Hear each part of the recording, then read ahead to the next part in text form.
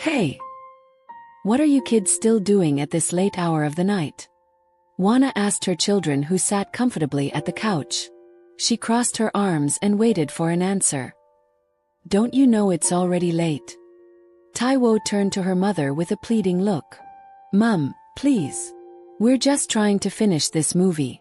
It's so interesting, she said, her hands clasped together as though she were begging. Kehinde quickly chimed in, his excitement evident. It's true, Mum. We've already gotten to the most interesting part of the movie. We really want to know what happens next. Juana's stern expression softened, but before she could say anything, Frank, her husband, appeared in the doorway. Let them be, honey, he said with a small smile. Tomorrow is Saturday. They can stay late. The twins let out a chorus of cheers, jumping slightly in their seats. Thank you, Dad. You're the best. We love you, they said together, their voices full of joy. Juana shook her head and sighed. You too. Your father is spoiling you. But her tone had lost its edge, and a small smile tugged at her lips. Come on, babe, Frank said, wrapping an arm around her shoulders. Let's go to bed and leave them to enjoy their movie. He gently pulled her toward their room. As their parents disappeared down the hallway, Kehinde and Taiwo turned back to the television, their attention once again captured by the glowing screen. The American movie had reached an erotic scene where the actress undressed herself and slowly climbed on top of a young guy who laid naked on the bed. Their lips were locked together as they touched each other's weaker parts, and the rest was history. Taiwo stole a glance at her brother. His eyes were fixed on the action showing on the TV screen with an unshaken focus. She leaned a little closer and tilted her head. Hey, Kehinde, she said softly with a teasing voice. You're so focused on what's happening on the TV. But Kehinde didn't reply, he was so focused on the screen. She smiled and spoke again in a romantic tone. I can tell from your eyes that you're really enjoying it. This time, Kehinde smiled faintly but still said nothing. Are you enjoying it? She asked, leaning closer now. And if I said yes, what would you do? Kehinde finally responded, still so focused on the TV screen. Taiwo adjusted closer to her brother, a sly grin forming on her lips. Then we'll figure something out, she replied quickly. Kehinde glanced at her briefly, then back at the screen. He could sense something in her tone, something mischievous. Her gaze lingered on him, and her expression told him everything. It's obvious from your eyes that you want it so bad tonight, he said quietly, his voice barely above a whisper. And it's just as obvious that you do too, because your D is already set to strike. Taiwo replied with a smile, her voice dropping even lower. Kehinde froze for a moment, but immediately covered his pants with his hands. You don't have to cover it. I've been seeing it always, Taiwo said with a softer voice. The tension in the room was thick, and the television continued to play, but neither of them was paying attention anymore. She climbed on top of his twin brother and gave him a deep kiss. She pulled off her nightwear and slowly took off Kehinde's trousers while rubbing his engine. Ah, you have it huge, Kehinde, she said in a whisper tone. Kehinde was already so lost in ecstasy that he couldn't say a word but enjoyed his sister's touch. Taiwo, are we doing the right thing? Kehinde queried in a fearful tone. What do you mean by the right thing? Aren't you enjoying my touch? She responded. That's not what I meant, sis. I'm just scared that we might not be doing the right thing. Shoo. Just lie on the couch, let me get this thought out of your head, Taiwo said. Before he could respond, she pushed him gently onto the couch. She was trying to unzip his trouser when Kehinde stopped her. I don't think we're doing the right thing, he said, his voice trembling. Please, get off me. He pushed her aside, stood up abruptly, and walked into their room. Taiwo was left alone in the parlor, biting and licking her tongue. Morning arrived too quickly for Taiwo. She hadn't slept a wink, her mind was racing as she waited for the new day to begin. It was Saturday, a day without school, and their parents had already left early in the morning, leaving the 16-year-old twins home alone. The house was quiet except for the soft hum of the refrigerator in the kitchen. Taiwo found her brother in the kitchen, making toast. She leaned against the doorframe, watching him for a moment before speaking. You just walked out on me last night, she said, her voice cutting through the stillness. Kehinde paused, his hands resting on the counter. He didn't turn to face her as he replied, "Yeah, I had to because my body was shaking, like I had a fever when you climb on top of me." "You have to feel that way because it was your first time," she said sharply, stepping closer to where he stands. "You need to stop acting like a baby, Kehinde. Be a man. Take a bold step for once." He turned to face her, his expression conflicted. "It's not about being bold, Taiwo. It just didn't feel right. I couldn't." She interrupted him, her eyes narrowing. "If you can't do it, then maybe I should start calling you a girl. I won't see you as a man anymore," she added. At noon, Taiwo walked out of the bathroom to their room and saw Kehinde wearing only a towel tied round his waist. He pulled off the towel while applying some cream on his body. A hand circled around his chest from behind. "What the fuck is wrong with you, Taiwo? How can you walk into our room when I'm dressing up? Why can't you give me some space?" Kehinde said with an angry voice. "No, Kehinde.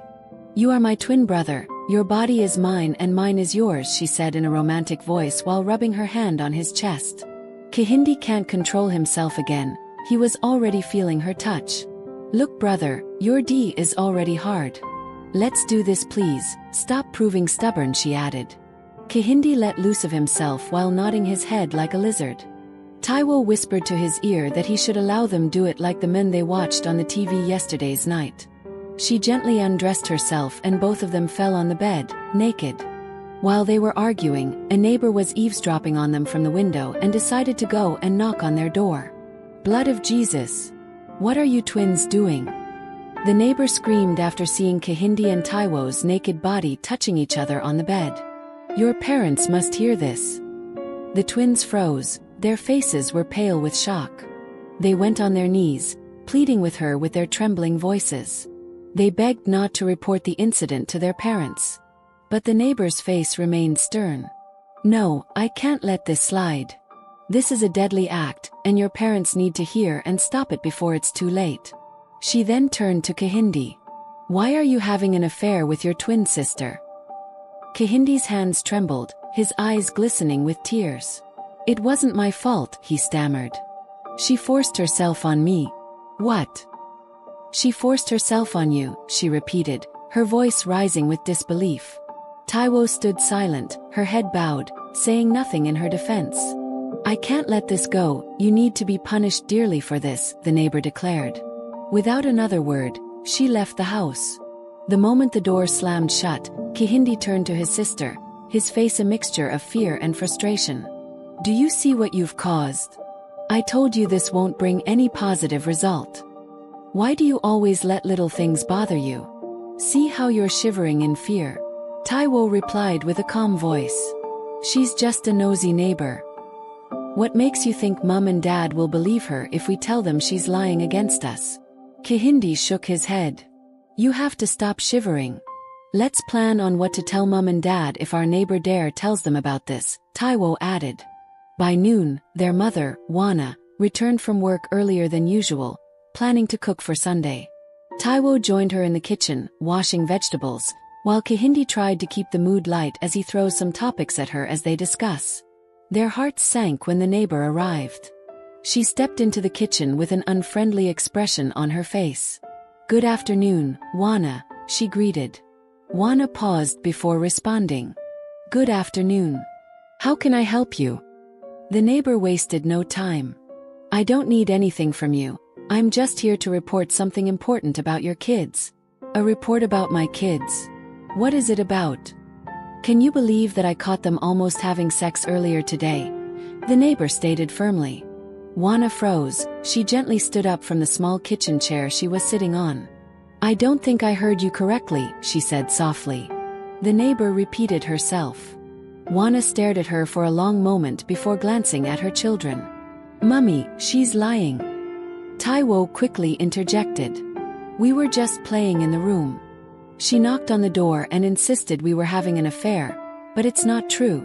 The neighbor's face darkened. "What? Taiwo, so you can lie this boldly?" "Auntie, I'm not lying," Taiwo insisted. "Kehinde, am I lying?" Kehinde nodded slowly, his heart pounding.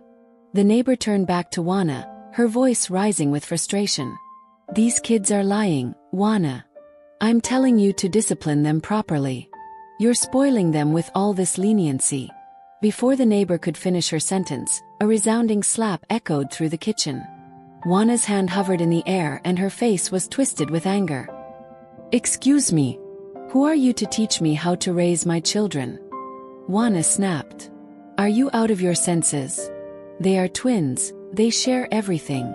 You have no right to spread such wrong accusations about them. The neighbor held her cheek, her eyes wide with shock. You slapped me, she whispered. And I'll do it again if you dare come here with such nonsense. Juana shouted. Get out of my house before I lose my temper entirely. Tears streamed down the neighbor's face as she backed away, regretting her decision to interfere. Why are you still standing there? Do you want me to push you out? Juana shouted, dragging her out of the kitchen. I told you Mom wouldn't believe her stupid words. She got what she deserved, Taiwo said laughing. Later that evening around 8:30 p.m., Juana instructed the twins to take their baths before dinner. Taiwo was the first to enter the bathroom but rushed out almost immediately. What's wrong? Juana asked. Mom, I'm scared. I can't bath alone in that bathroom, Taiwo asked with fear edge on her face. Scared of what? I thought there's light there, Juana queried. Yes. But it feels like someone is standing behind me in the bathroom while I'm about taking my bath. I can't stay with you in the bathroom. I'm trying to reach your dad but his line isn't going through. What do you now want us to do? Juana asked. Mum, since you can't stay with me, can Kehinde come let's bath together? We're twins after all, we do everything together, Taiwo said with a sad look on her face. Juana raised an eyebrow, her fingers still scrolling on her phone. Bathe with Kehinde? Are you sure about that? Yes, Mum, Taiwo replied confidently. There's nothing wrong with it. He's my twin brother, after all. Juana turned her gaze to Kehinde, who stood silently to the side. What about you? Are you okay with this? She asked, studying his expression. Kehinde nodded slowly. Yeah, I'm fine with it. Juana shrugged, already distracted by her phone again. All right then, both of you should hurry up. Go to the bathroom and take your baths quickly before your food gets cold. Taiwo smiled faintly and led her brother toward the bathroom. Once inside, she locked the door behind them and turned to face him, a mischievous glint in her eyes. As she began undressing him, she whispered, I've noticed you don't seem scared anymore. You're starting to enjoy my touch, aren't you? I told you not to be afraid. Mum will never believe that our gossip neighbor. Taiwo said, stroking his D before putting it in her mouth. Kehinde's cheeks flushed, and he stammered. But, how did you learn all this, Taiwo? Kehinde stammered, lost in ecstasy. I've watched some videos on our phone that shows how it's done. And I've also seen Mum and Dad doing it in the middle of the night when I woke up to urinate. Her voice trailed off as she continued with her actions. Take it easy. Kehinde yelped, his voice trembling. I'm feeling strange. He gripped the edge of the sink, his face a mixture of discomfort and confusion. Taiwo ignored his protests and continued. Taiwo. Kehinde. Are you two still in there? Juana's voice suddenly rang out from the living room. I'm not hearing the sounds of any water in that bathroom, and your food is getting cold. We're almost done, Mum. Taiwo called back without hesitation. We're just scrubbing ourselves with the sponge. That's why you don't hear the water. All right, hurry up before your dad gets home. Juana didn't press further. A few minutes later, the twins walked out of the bathroom and returned to their room feeling excited and relieved. How did it feel? Taiwo asked in a low voice. Kehinde hesitated, then replied, Wow. It was magical. I felt like I was in another world. You're indeed special in this, he added. I usually feel good and I always have a good night's sleep after this, he said shyly as they got dressed. I knew you'd like it. You're satisfying me too, you know. That means we should be doing it more often, Taiwo said with a soft laugh. Come on. Let's go join Mum at the dining table, she said after they're dressed. They made their way to the table, just as their father, Frank, returned home. Juana, still angry from the neighbor's earlier report, wasted no time in reporting her to her husband as soon as he stepped through the door. "Honey, you need to warn that woman," she exclaimed, her voice thick with anger. "Tell her to stay out of our family's business, or I'll deal with her myself." "Calm down, babe," Frank said. "It's late. I'll speak to her in the morning." "You better do." Juana snapped. "I won't tolerate her anymore." Frank nodded. "I will, I promise. But let's not talk about that now. I have good news." Juana's expression softened slightly. "Good news? What is it?" Frank grinned and pulled an invitation card from his bag. "Surprise," he said, handing it to her. Juana's eyes lit up as she read the card. "A dinner night. The company is inviting workers and their spouses." She gasped in excitement. "I've been wanting to visit your workplace for ages." Frank chuckled. "Yes, and now you'll finally get to come. It'll be fun. But what about the kids?" Juana asked, her excitement momentarily dimming. "Can we leave them alone?" Taiwo, overhearing, quickly chimed in. "Mum, don't worry, you're free to go with Dad. We can manage ourselves," she said with an eager tone, glancing at Kehinde. "Right, Kehinde." Kehinde nodded, smiling. "Yes, Mum. We can handle ourselves. We're 16 now. We're not kids anymore." Juana studied their faces, her motherly intuition kicking in. Something about their excitement felt off. They usually protested or asked endless questions whenever she planned to leave with Frank. This eagerness was strange. "Really? I don't want anyone calling me halfway through the evening, begging me to come back home," she said, her tone skeptical. "No, Mum.